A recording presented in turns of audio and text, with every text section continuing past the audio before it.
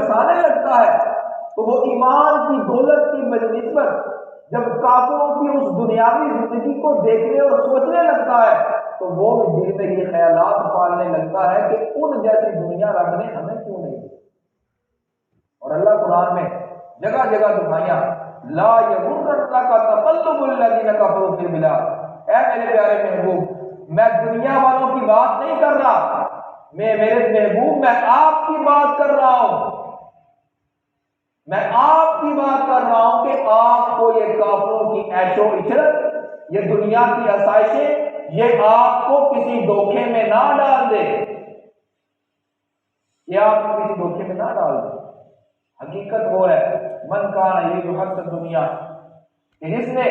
دنیا کی چاہت کی، اللہ کہتے ہیں اس کو دے دیتا ہوں، کوٹھی مانگنے والا مانگتا ہے دے دی، گاڑی والا گاڑی مانگتا ہے دے دی، مال والا مال مانگتا ہے میں نے دے دیا۔ لیکن جو بندہ من کان یرید حرث الآخرہ، جو بندہ مجھ سے آخرت کا سکون مانگتا ہے، آخرت کی زندگی مانگتا ہے، نزد لہ فی حرثہ، میں اللہ تعالیٰ اس کو اس کی حرص کے اندر اور بڑھا دیتا ہوں۔ وہ جس نے دنیا مانگی اس کے بارے میں اعلان وما لہ فی الآخرۃ من نصیب، جب قیامت کے روز مجھ سے کچھ مانگے گا تو میں اعلان کر دوں گا تو نے اپنا سب کچھ دنیا میں مانگ لیا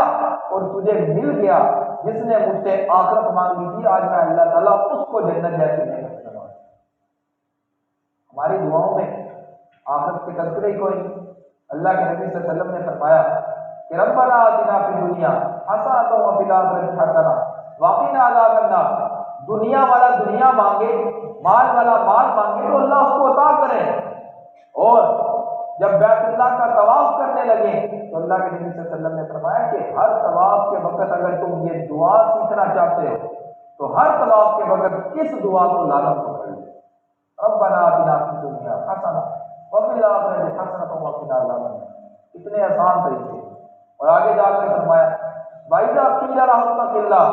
أَخَذَتْهُ الْعِزَّةُ بِالْإِثْمِ فَحَسْبُهُ جَهَنَّمُ وَلَبِئْسَ الْمِهَادُ، کہ تم قرآن کی دعوت دیتے ہوئے، قرآن کو اپنے دل میں اتارتے ہوئے جب وہ کام کرنے لگو کہ جو کام رب کی نافرمانی کو ضروری قرار دے دیتے ہیں، اور وہ اس کام میں بڑھ چڑھ کر اتنے دنیاوی عزتوں میں مالا مال ہو گئے ہو کہ اللہ نے دنیا بھی دیکھنی دے دی کہ وہ دنیا صرف اور صرف کتنا بن کر رہ گئی، اور ایک طرف وہ دنیا جب کتنا بن کر رہ گئی ہے تو ایک وقت ایسا آیا کہ دنیا میں تمہیں ایسا موقع ملا کہ اللہ نے کہا کہ ایک طرف تیری دنیا کی عزت ہے اور ایک طرف تیرا رب ہے، اور وہ رب کو چھوڑ کر دنیا کی زندگی کو ترجیح دینے لگتا ہے، اس لیے دینے لگتا ہے یار میں ایسے سالوں کو عزت کمائی میں ایک منٹ سے خراب کر دوں گا۔ تو اللہ کہتے ہیں جو ایسی اپنی عزتیں بچانے لگتے ہیں نا منافقانہ طرز والے لوگ، فحسبہ جہنم، میں رب نے ان کے لیے جہنم کو کافی قرار دیا کہ ان کا ٹھکانہ سیدھا جہنم ہے۔ اور آگے کیا فرمایا وَمِنَ النَّاسِ مَن يَشْرِي نَفْسَهُ ابْتِغَاءَ مَرْضَاتِ اللَّهِ۔ حضرت سہیب رومی مفسرین نے لکھا کہ حضرت سہیب رومی رضی اللہ تعالیٰ عنہ کے بارے میں یہ آیت نازل ہوئی کہ جب کافروں اور منافقوں نے کہا کہ اے سہیب مکہ سے مدینہ اپنے پیارے پیغمبر کے پاس ہجرت کرنے جا رہے ہو، ہجرت کرنے جا رہے ہو اور حالت تمہاری یہ ہے سارا مال و دولت تم نے مکہ سے کمایا، ساری چیزیں یہاں پر سے کمائی اور اتنی مال و دولت اکٹھی کر کر سب کچھ مدینہ لے کر جانا چاہتے ہو، چنانچہ ہم تمہارے لیے یہ نمائش رکھنا چاہتے ہیں یا تو تم مال و دولت کے ساتھ یہاں پر رہو یا مال و دولت کو ہمارے ملک میں ہمارے شہر میں چھوڑو، اور یہ شہر چھوڑ کر خالی ہاتھ اپنے محمد کے پاس جانا چاہتے ہو تو جاؤ۔ جب یہ آزمائش رکھی، وہ بھی صحابی رسول تھے، وہ نبی کی تربیت میں پلنے والا صحابی، وہ کہاں اس مال کو کہ پوری زندگی مال کما کر جب جمع کیا، جانے کا وقت آیا تو جانے والوں نے ساتھ مال کو لے جانے کی اجازت بھی نہ دی۔ پھر اللہ نے اس کے بارے میں اس آیت کو نازل فرما دیا وَمِنَ النَّاسِ مَن يَشْرِي نَفْسَهُ ابْتِغَاءَ مَرْضَاتِ اللَّهِ وَاللَّهُ رَءُوفٌ بِالْعِبَادِ، کہ یہ میرا وہ صحابی ہے کہ جس صحابی نے اپنے سارے مال دولت کو قربان کر کر میرے نبی کی تابعداری کو پسند کر اور سب کچھ چھوڑ کر مدینہ چلا گیا، مجھے ایسے مال کی ضرورت نہیں جو مجھے میرے نبی سے دور کرے، مجھے ایسے مال کی ضرورت نہیں جو مجھے میرے نبی سے محبت کرنے سے منع کرے، مجھے ایسی تجارت کی کوئی ضرورت نہیں جو تجارت مجھے میرے نبی کی تابع داری اور فرما برداری سے روکنے لگے، اور مجھے ایسے مال و دولت کی قطعاً کوئی ضرورت نہیں کہ جس مال و دولت کی آزمائش میں آ کر میں اپنے نبی سے دور ہو کر رہنا چاہوں۔ پھر اس کے بارے میں اللہ نے آگے ایمان والوں کو فرمایا، ایمان والوں یہ میرا وہ صحابی ہے جس نے 100% ایمان کے اوپر قائم ہو کر دکھایا، اور میں رب اعلان کر رہا ہوں ادخلوا فی السلم کافہ، اگر تم بھی سچے مومن بننا چاہتے ہو، سچے ایماندار بننا چاہتے ہو، سچے محب رسول بننا چاہتے ہو، سچے اللہ کی فرما برداری اور تابع داری کرنے والے انسان بننا چاہتے ہو، اور سچی رب کی رضاؤں کے حضور رکھنے کے جذبے پالنے والے ہو، اور ہر اس چیز کو اپنی زندگی میں لانے والے ہو کہ قدم قدم پر رب کی رضاؤں کی حصول ملنے لگے اور رب کی رحمتیں یوں نازل ہونے لگے کہ اللہ اعلان کرنے لگے کہ اے میرے بندہ کہ میں نے اپنے صحابی کو جب آزمائش میں آزمایا تو اس نے سب کچھ چھوڑ کر میرے طریقے کو اور میرے نبی کی سنت کو اپنا لیا، تو اس نے جب اپنا لیا تو اس کے بارے میں اللہ نے قرآن کی آیت کو نازل فرمایا، میں نے اتنا مرتبہ کہا تو تمہیں اعلان کر دیا ادخلوا فی السلم کافہ، اگر تم یہ سب کچھ چاہتے ہو تو پھر ایمان میں دوگلی ڈگر مت رکھنا،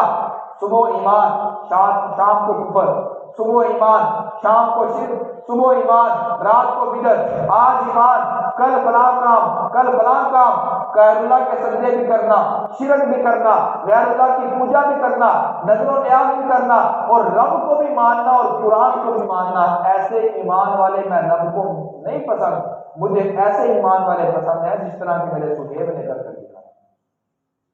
اور میں وہ بھی اعلان کر رہا ہوں ادخلوا فی السلم کافہ، آنا ہے میری طرف، آنا ہے میرے نبی کے طریقے کی طرف، چلنا ہے میرے اور میرے نبی کی محبت کے راستے پر، تو پھر 100% اپنے آپ کو تیار کر کے اس راستے پر چلا ہے۔ کیوں کہ جب تم اس راستے پر چلنے لگو گے تو پھر میں رب کی رحمتوں کے معاملے وہ ہونے لگیں گے، میں اللہ کی رحمتوں کے معاملے تمہارے ساتھ وہ ہونے لگیں گے کہ میں جب یہ دیکھنا چاہوں گا کہ اب تم 100% میرے راستے پر چل رہے ہو اور چلنا مشکل ہے، چلنا دشوار ہے، جگہ جگہ پر آزمائش ہے، جگہ جگہ پر امتحان ہے، تو تم اس امتحان پر گزرنے کی کوشش کرنے لگو گے تو میں اس امتحان سے گزرتے ہوئے اور تمہیں گزارتے ہوئے جب تم ان امتحانوں سے گزرنے لگو گے اور 100% میرے راستے کی تلاش میں لگ جاؤ گے تو وہ امتحان کے راستے پر گزرتے ہوئے ہی میں اللہ تعالیٰ تمہارے سارے گناہوں کی مغفرت کر دوں گا۔ پھر میں نے یہ انعام تمہیں دینے ہیں، پھر میں نے قدم قدم پر اعلان کرنا ہے کہ جب تیرا چلنا مجھے اتنا محبوب ہے کہ تو میرے 100% راستے کی چلنے کی طرف تلاش کر رہا ہے اور 100% راستہ تلاش کرنا چاہ رہا ہے اور چلنا تیرے لیے مشکل ہو گیا ہے، میں اللہ نے تیرے قدموں کی مٹی کو بھی ضائع نہیں کرنا۔ جس طرح کہ اللہ کے نبی صلی اللہ علیہ وسلم نے فرمایا کہ جب بندہ سچا ایماندار ہونے کے ساتھ کسی یتیم یا مسکین کے ساتھ اچھا معاملہ کرتا ہے، اور اچھا معاملہ کرنے کی مثال بتائی کہ جب کسی یتیم یا مسکین کے سر کے اوپر ہاتھ رکھتا ہے تو اس کا ہاتھ یتیم کے سر کے بالوں کے اوپر جتنا اس کا ہاتھ آئے گا اس کے نیچے جتنے بال آئیں گے اللہ تعالیٰ کہتے ہیں ان بالوں کے بدلے میں اس کے سارے گناہ معاف فرما کر اس کے بدلے اس کی نیکیاں لکھ دیتا ہوں۔ یہ صرف ہاتھ رکھنے کا فضیلت ہے،